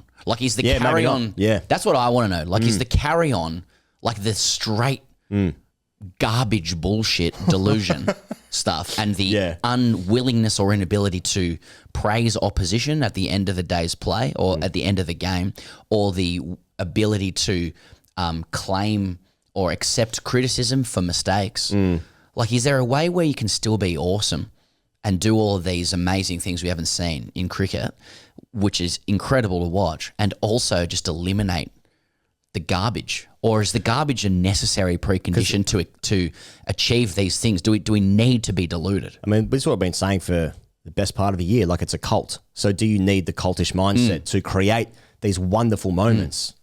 Do you only have positive things to say? Could Stokes say at the end of the day's play, it didn't look out on the field, but we looked at the DRS and it's out, so we accept it, we move on. Can he do that, or is it does some spell break when he says that? Is it hanging by a thread of just of pure positivity. And you know, I was thinking about this as well. Like Clapping Joe Root off 16 off 9 and his mates are clapping him like, batter Joe. you got out doing what you do. It wasn't a great shot, but imagine how far it would have gone if you middled it. Like I liked it, like, you know, Ben Folkes has found it hard to get back into the team, even though his performances have objectively been excellent. They probably would have won the Ashes had they been playing instead of Bairstow. Sure, yeah, maybe. I like to think that when he was batting with Stokes and that run out happened, and then he started to walk off the field, Stokes, and he turned around and said something to Folkes, like, and it was, I feel like he was saying to him like Folkes was going at 60, you know, at 60s. I was like, mate, you better up that rate now. Like, if you want to stay in this team. Yeah. You know what I'm saying? Yeah. See, but this is the great trick of it, because here we are, we spent 10 minutes talking about this. And we haven't. And that's why, exactly. And that's why the English, they just, you know, as the Australian tourism ad said, you know, we know you think you're better than us in the brain. And perhaps they, like, it's a. You know, I was saying before about how much credibility and social cachet the captain has. Now, like, I've not heard a single person ever criticise from the UK press or even publicly, from the general public, criticise anything he's ever done since he's been captain. So, like, if he is the leader of that, or he's representing that community, and if they love him, then maybe it doesn't matter what you and I think. Maybe it doesn't matter. But like English, you know what? The English it doesn't matter what I think. No, sorry, let's be clear. Nothing that we say matters. Yeah. God damn it. Yeah. But, you know, English, like, commentariat, like, there's their actual fucking logo is crow's feet. That's literally the business model, to, like, just fire crow's feet at anyone and anything. Yeah. There's a couple of them who still knock around, I think. Yeah. But, you know, it's just that no one wants to burst the bubble because it's fun and it used to be Sibley. And that's it. Harsh on Sibley. Harsh, yeah. But what's India thinking? It's like, hang on, Jaiswal's just made 200. Yeah. Shubman's made 100 and he couldn't hit one off the square for the last couple of months. Yeah. Dengue fever and all. Jasprit Bumrah's bowled one of the most unforgettable spells of fast bowling. Second fastest Asian bowler to get to 150. Seema. Oh, okay. Yeah. A couple of caveats in there. There's a couple of quick info filters. So, he's behind Waqar by like 8 games or something. Bumrah's like 150 poles, averaging 20. Whilst bowling in India on the decks that they've been serving up the last But does he few years. give it a whack? Fucking hell. What's it? Yeah, how's it? Yeah, what's the clip? Yeah, exactly. The ball to Ollie Pope will live long in the memory. Mate, Stokes in the first test, the Stokes in the third innings of the fourth innings. No, Stokes will run it first innings of this game. Yeah, like it's just unbelievable control. Yeah. Oh, but I think, God, there's been some good bowlers that have come to Australia, including Shamar Joseph just recently. You know, we've obviously had the great Pakistani bowlers. Even in the Pakistan series just gone, Shaheen obviously not at his best. You know, we've had, you know, the great West Indian bowlers, of course, and Rabada, you know, or Nortje even in the last couple of series out in Australia. But like, whoa, you're not leaving Bumrah out of a World 11. Bumrah in Australia might be one of the most exciting things to come out here in quite a while next summer. The Deccan Herald says that Kohli isn't guaranteed to be back for the next test. So just reading the Deccan Herald, as is my want. Yes. The personal reason for which Kohli opted out of the tests is the impending arrival of his second child, as revealed by his close friend and former Royal Challengers Bangalore teammate AB de Villiers on his YouTube channel. Normal stuff. Yeah, de Villiers said, yes, his second child is on the way. It's family time and things are important to him. If you are not true and genuine to yourself, you lose track of what you're here for. I think most people's priority is family. You can't judge Virat for that. Yes, we miss him, but he has made absolutely the right decision. That's what de Villiers is saying. It probably sounds about right. But I think Ajit Gurkha, chief selector, is waiting on word from Kohli as to whether he's not going to bat for the third test. Right. He's out of the country, Kohli. Oh, okay. And there's a bit of a gap between, there might be a week and a half until the beginning of the third test match in 15th, Rajkot. 15th, is okay, yeah. And today is the 6th. Yeah, okay. So we're looking at 9 days. But India's got issues like very unclear as to if or when Jadeja will return from his hamstring injury. Right. He's shown in a clip running at pace, and he was holding a newspaper up so we know when it was from, like a hostage. And I've read he could be out all series. I've read could be a couple of tests. I think most people are agreeing he's not back next test. Mo Shami's out for the series. KL Rahul's coming back from a quad, might be back for the next game. Who's he come in for, if anything? So India's got some injury issues for sure. Yeah. Anyway, 1-1. Pez, do you ever get frustrated that you cannot watch certain live sports events because they aren't televised in your country? Somebody here goes, yes, I do. With NordVPN, I can switch my virtual location to a country that is showing the sports event I want to watch so I don't miss out and can watch the action live. You know what you can do? You can grab an exclusive NordVPN deal by going to the custom URL in the episode show notes. If you don't want to do that, I'm going to say the words to you. NordVPN.com/TGC. What do you get, Pezza? Here's what you get. You get a huge discount off your NordVPN plan plus 4 months for free. It's completely risk-free with Nord's 30-day money-back guarantee. NordVPN.com/TGC. Australia and South Africa women's multi-format series, if you don't mind, Mr. Perry. Australia won the T20 series 2-1. I think we covered that last week. Now, in the ODIs, Megan Schutt played her 200th game for Australia in that first ODI, played in Adelaide. The match lasted 50 overs. Australia chased South Africa's 105, 2 down in 18 overs. 200 games for Schutt puts her 6th all time, 4 behind Jess Jonassen in 5th. Now, Jess Jonassen doesn't play nearly as much as she used to. In fact, she's sort of out of the team at the moment. In that game, Schutt took 1 for 1 off 5 overs. Alana King at the pick of the figures with 3 for 19. Beth Mooney, 52 red off 34, batting at 4. That was after scores of 82 and 72 red, opening the batting in Australia's 2 T20 wins in that part of the multi-format series. So Australia back to winning ways, all good. Looking forward to the test match at the WACA a little bit later on. There's obviously 2 more ODIs to be played. I don't have those dates in front of me. Wow. I know, exactly. But you know what? Shooter, one of the all-time greats, soon to be 5th all-time list. You look at the list, obviously Liz Perry is now 305 games for Australia. She's the most. I think Meg Lanning's about 4th, about 240 from memory. I had it written down before, but sorry, I read it before. But winning ways. The next ODI is tomorrow. That's in North Sydney. And then the third ODI is on Saturday, also at North Sydney Oval, before the test match at the WACA on the 15th of Feb, Thursday the 15th of Feb, so a week and a bit. So, Australian team, once again, greatest of all time. They've had their loss they have to have, and they completely dominated South Africa, and rightfully so. And then, you know... Big hooping innies from Shooter. It's a thing of safety. 5 overs, 1 for 1. Yeah. Come on. Grow up. Great chat too, Shooter. Yeah, really good chat. Yeah, just good. Really good chat. Let's talk about the other big test match involving South Africa, Pezza. Okay. 2s v 4s.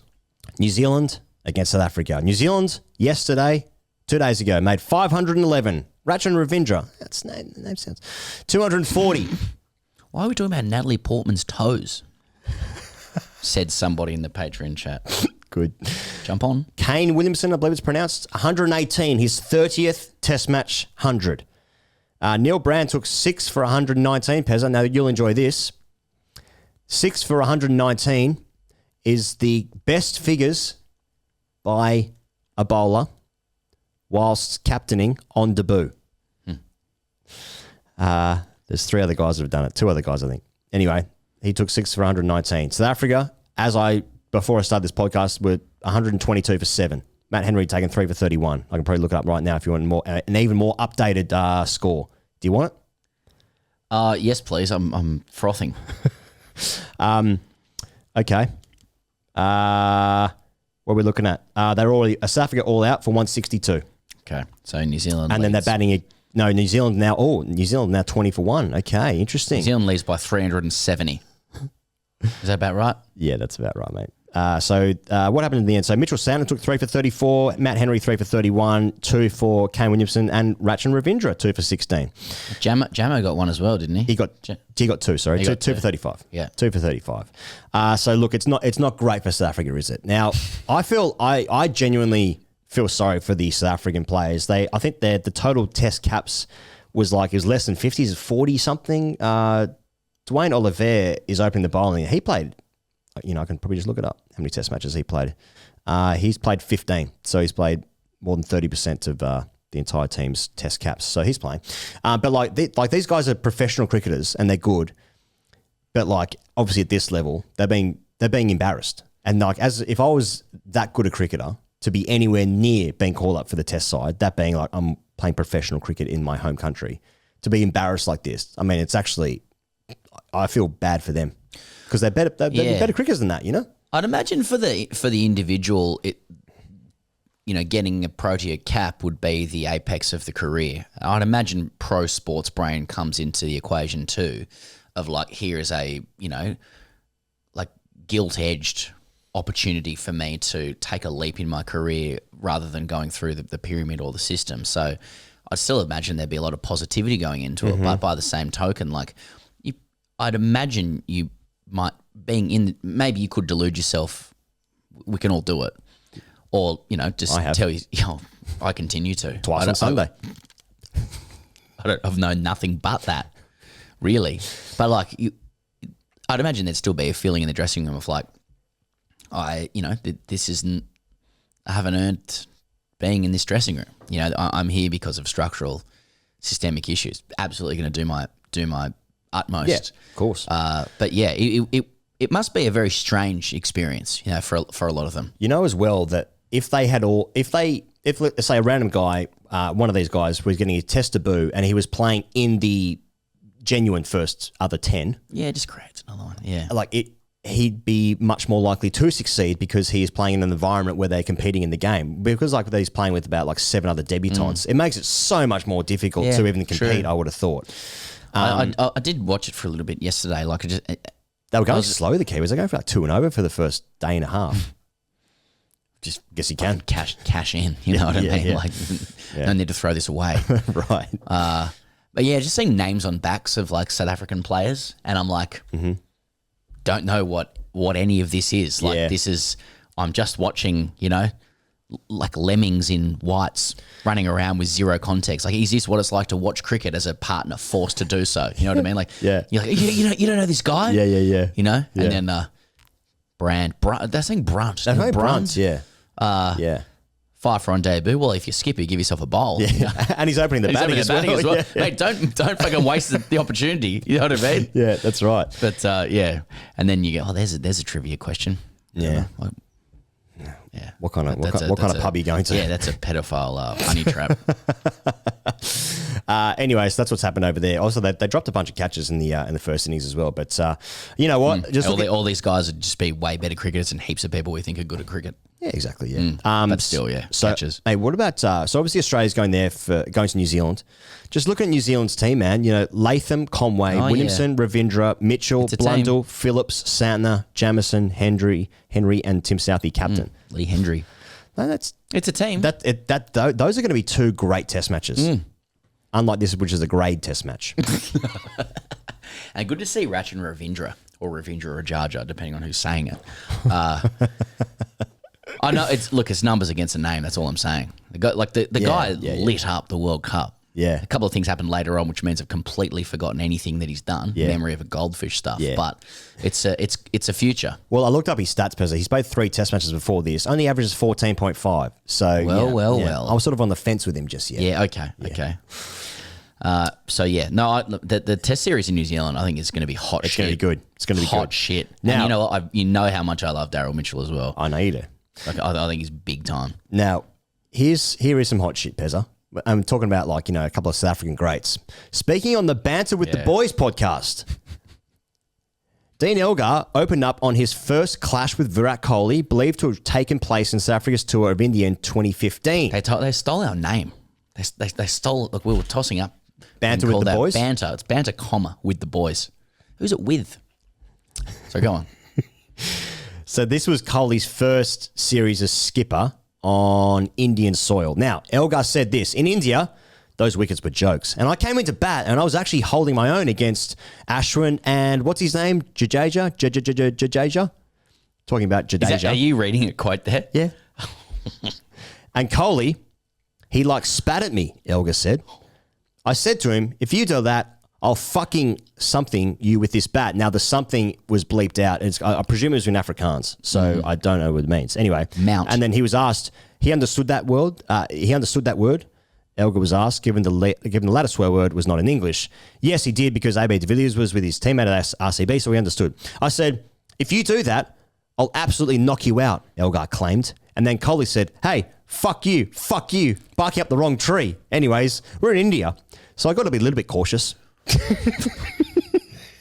Obviously, and, people online obviously received that news well, that had happened. I did see this. I don't have this written down, but I did see Kohli, like a few years later, got in touch with the old guy and apologised for that happening. So, fair play to Virat there. But yeah. I do like South African aggression. Oh, come on. I'm a big it's fan. The best. It turns me on. It's the best. Yeah. Now, Shelbyville.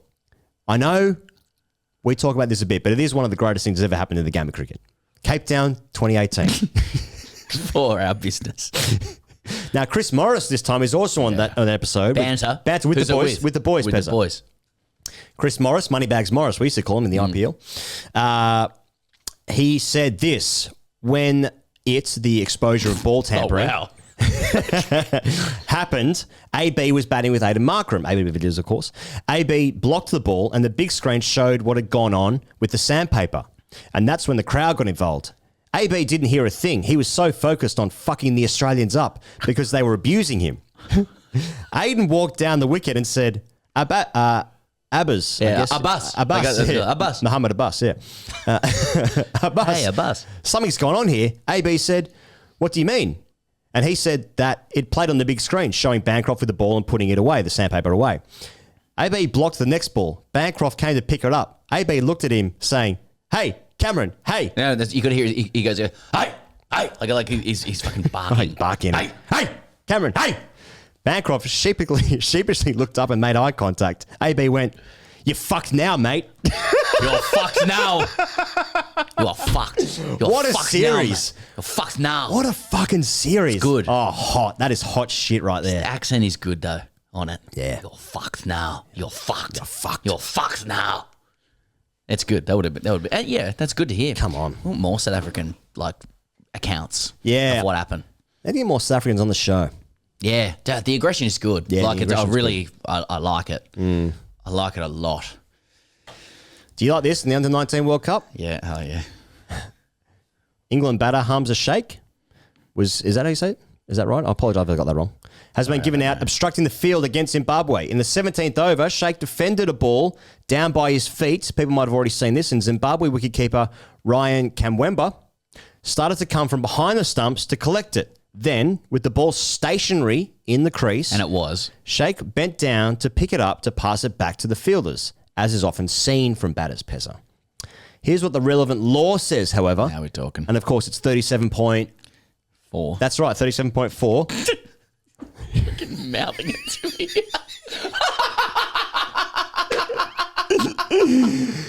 me. Reads this. Either batter is out obstructing the field if, at any time while the ball is in play and, without the consent of a fielder, he/she, uses the bat or any part of his/her person to return the ball to any fielder. it's a question of so, consent. once again, England fucking cheats. Cheating. What a fucking cheat this bloke is from England. So he blocks it. The ball is stationary. Yeah. He picks it up. Fuck off. You're out. You are ejected from the game. I mean, Get the fuck off the field. it's kind of like Bazball. Like Bazball's brilliant, and I think it's a revolution, and so we're witnessing something that we'll look back on and go, yeah, this has taken it to new levels. Brendan McCullum, unbelievable. I just in the same sentence here, like it's a disgrace that this is out in any way. It's actually embarrassing. It's embarrassing. It's appalling conduct from Zimbabwe. Yeah. But it's a classic case of don't touch that. That's ours. There are a few better feelings on a grade field. There's a few, like anyone, look, listen, this might sound weird, like a lot of things we say, but anyone who's ever played grade cricket, been under the lead or close into the bat, when a batter goes to touch the cricket ball without consent, like being able to say, don't touch that, that's ours. Oh, just like. Let it drip down your chin, Pezza. Like the first mango of the season. Like, exactly. Like you're describing Ben McDermott as juicy. Yeah. You know what I mean? Oh, take a bite out of that rump and let the juices fucking fall down the chin. The opportunity in that moment in cricket to like speak to who would otherwise be an equal, like you're a fucking executor of the law. Oh, yeah. You know, like a policeman Yeah, on sheriff. the beat. A sheriff, much better. Don't touch that. That's ours. Like in that small moment, that batter must apply and navigate and sort of establish consent from you. And if you've got an opportunity to deny consent, you're going to take it because it's a boring, long game. You're hot and you're trying to feel something. And now in this case, it's an international World Cup game. The guy's just trying to help. There's no upside. He's receiving to picking it up. He's not damaging the ball in any way. He's just returning the ball because it's there. I'd argue it's friendly. Zimbabwe were within their rights in that moment to say, "Don't touch that. That's ours. You don't have our consent." All the way, and they've actually gone on with the bit all the way to like, I'd like to appeal for the batter's dismissal in this situation. Now, appalling morals and ethics there. And I know, again, I know Cowan picked this up as well. His interpretation of the laws was that it was bad umpiring. That's not out. But I'm going with you, 37.4, just for the sake of narrative. I haven't sort of poured over it myself yet. I've got that for this afternoon. But I don't know, you know.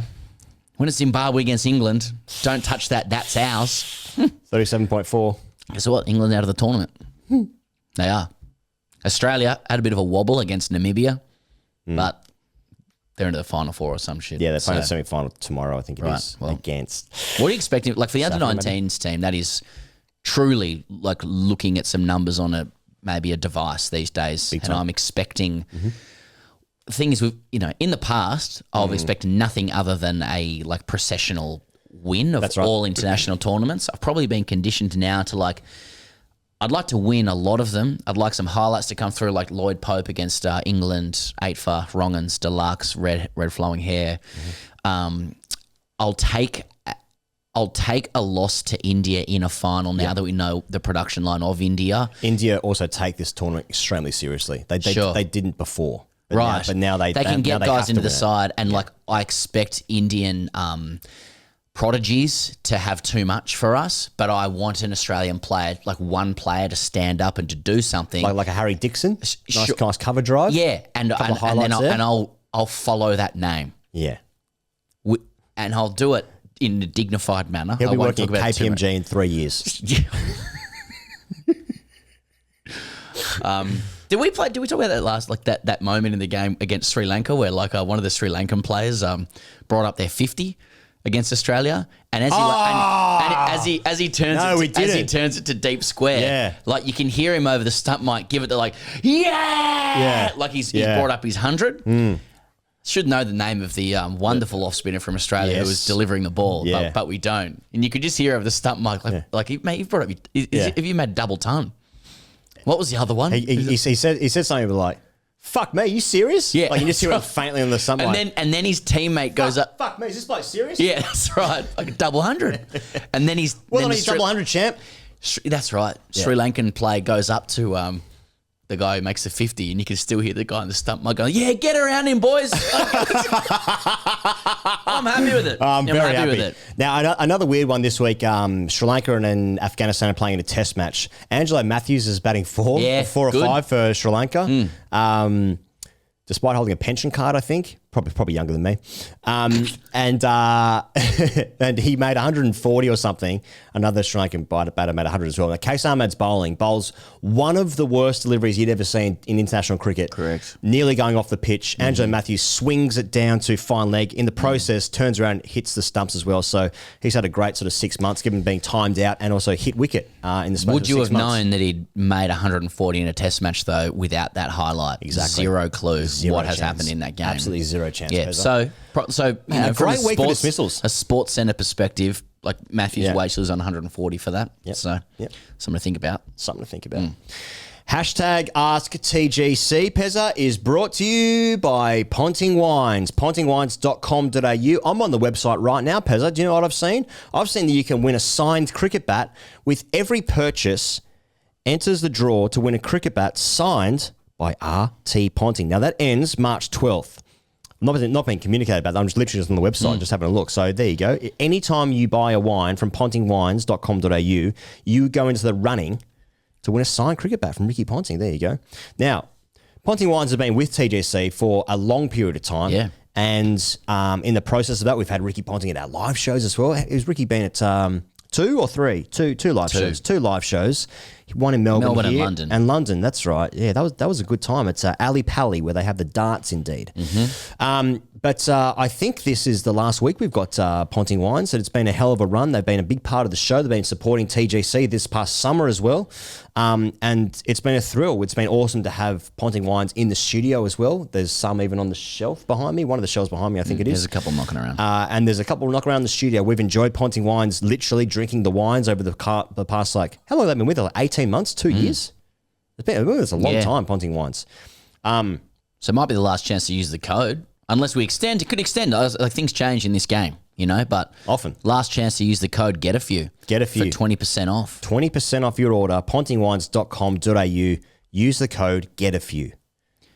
Before we get to us, TGC, just want to have a shout out to a guy in a similar field to TGC. He's got some shows coming up. Now, if you're in New South Wales and Queensland and a fan of rugby league, you're going to know Dennis Carnahan, who also does work with ABC Cricket as well. He is touring a show called Cricket the Musical. Now, he's a performer, soundscaper extraordinaire. He has soundscaped and performed a number of musical items, particularly with rugby league. He's turned his hand to cricket, and I know he's done cricket before as well. I'm reading... This is a triumphant blend of music, comedy, and sport. You're talking pantomimes, you're talking heckling, some incredible characters. Dennis is a very, very smart and intelligent man. You're talking about excellent references here. I'm just going to read some characters from these shows. I'm going to give you some dates in a second as well. If you're keen, and we recommend, he's got a character called the MCC. He's got a character called Channel 9. He's got a character called 1982. Oh, hell yeah. He's a character called the Spirit of Cricket. And there's also, at these shows, guest appearances by recent cricketers with intimate confessional songs about some controversies they were involved in. So we wouldn't just pay it forward to Dennis Carnahan. You got to get to this show, Cricket the Musical, pushing the boundaries of the spirit of cricket. Now listen up, these shows are soon. Memo Music Hall, Melbourne. If you're in Melbourne, Memo Music Hall this Saturday, 10th of Feb. Then he's doing 3 nights at the Bridge Hotel in Rozelle, an extremely famous place.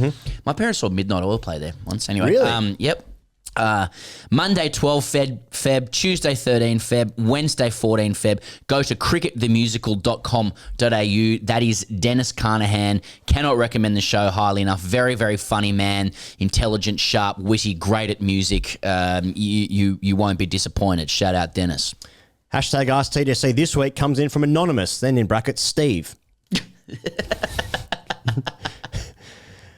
You asked, Pez. So yes, there is a self-feeding automatic bowling machine at the Hawthorn Cricket Centre. I remember it fondly.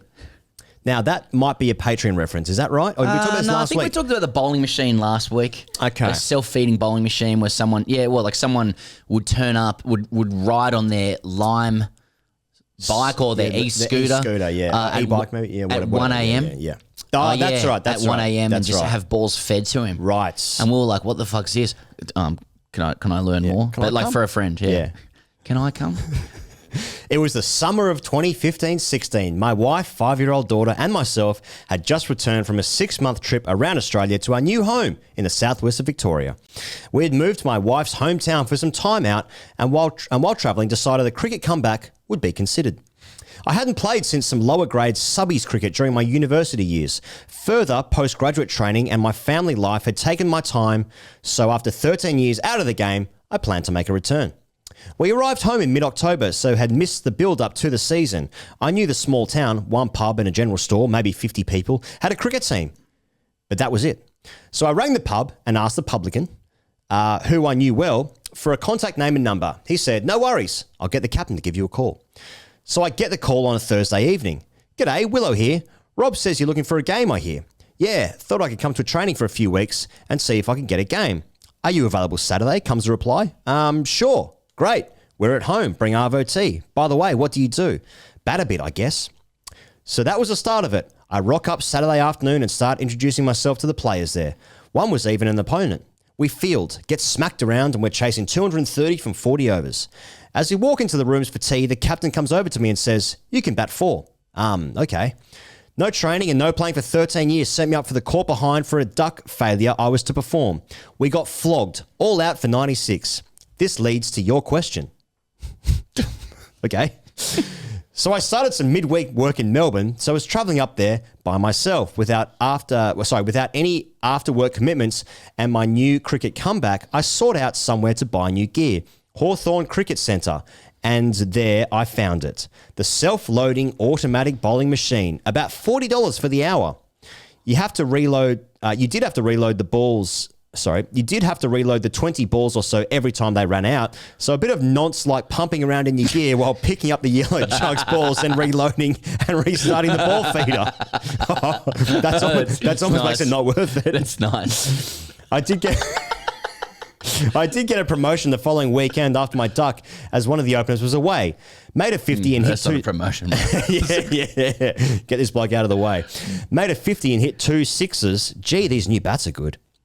Not only did the centre have the self-feeding bowling machine, but to go full nuffy as a 35-year-old, I even got a private coaching session. Real embarrassing when the next client was a 14-year-old hacker who arrived on his dad's Benz. I guess normal for the area, but not my area. Anyway, I had a near standing order for an hour in the nets on a Tuesday or Wednesday night while I was working in Melbourne that summer. Coincidentally, probably my second best cricket season, 220 runs at 31. That's a fucking great year. Second best. Yeah. yeah. Begs the question that I won't be asking. Okay, Ratchin. It's a great way to spend an hour or so. Check it out. I hear there's even some AI shit where there's a screen that projects the image of the bowler coming into you and releasing the ball as the machine spits the ball out. Love your work. Anonymous. Steve. Someone actually sent in video. So after the thing that was read last week, people sent in video of that with the bowler running in and the ball is spat out. But I think that would put me off. Like, as long as the arm speed have to be. Yeah. You know the bars that have been popping up in here and the UK. I think it is. I forget what they're called. Yeah. You go have 1,000 drinks and get in the nets and have a hit. They have. That's the tagline. And they take you away in handcuffs. Once again, always police, always popping out of these places I'm going to.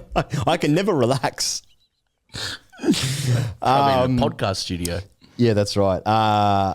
They have the screens where they have like Jimmy Anderson running in, then the ball pops out or whatever. I'm the same. I'd be looking at. I mean, Jimmy Anderson's 41 having his Indian hot girl summer, so I'm distracted by lots of things. But you're a batter who sort of reads cues, like he did with Suckland that time when he was bowling dooseras. I'm cues as well. Yeah. Jimmy's coming in, it's like, okay, how's it coming out of the hand? Yeah, that's right. That's right. So I really appreciate that contribution, Anonymous Steve. That's a nice tale. So he's got back into the game, country town, working in Melbourne, spending some time away from reality. Get yourself down to a self-feeding bowling machine. He did pepper it with enough like self-deprecation, but the general idea was like, I started playing cricket, and as I was going to Melbourne, I had a standing kind of order, as he said, with a ball machine on Tuesday and Wednesday, and I had the second best season I've ever had. Okay. What would have been disappointing, I would have felt. Now, he said that he had that private coaching session. The kid after him was a 14-year-old, turned up in his dad's Benz. Now, there's a good chance that the coach was younger than him as well. Oh yeah, absolutely. So, I did that for quite a few years. Yeah, cricket coaching. Yeah. It's like one-on-one as part of a business. Mm-hmm. Yeah, you saw all sorts there. and not so much the kids. It's just the parents. Yeah. Turning up an ODI kit. Oh, there was just a. You know what? The saddest thing was when you'd see kids who you knew they didn't want to be there, and there was some dream that was being, that was being lived through. So, like vicariously. Wish my dad did that. I just took the $50 and played toss. Shot, mate. Yeah, sorry. Boom. Shot. Boom. It's cash, yeah? Yeah. Straighter. Boom. Shot. Boom. Don't worry. Boom. Now, if you did the whole session in falsetto, shot, mate. Yeah. That's right. Once again, handcuffs. The dad's calling up. God, so many scenarios that lead to suspicions. Thanks as always for joining us here on TGC. What's our next bit of work? Our Patreon coming out, of course, on Friday. Hashtag Record AskTGC numbers. Fridays. Record numbers. People have been getting around the chat. So much to come. An exciting series ahead. Obviously, with Australia and New Zealand, there's 3 tests to go with India and England. Looks like it's going to be a great series as well. Thanks as always for supporting TGC, for listening and watching our shit. And we'll see you guys real soon on the internet. Cheers.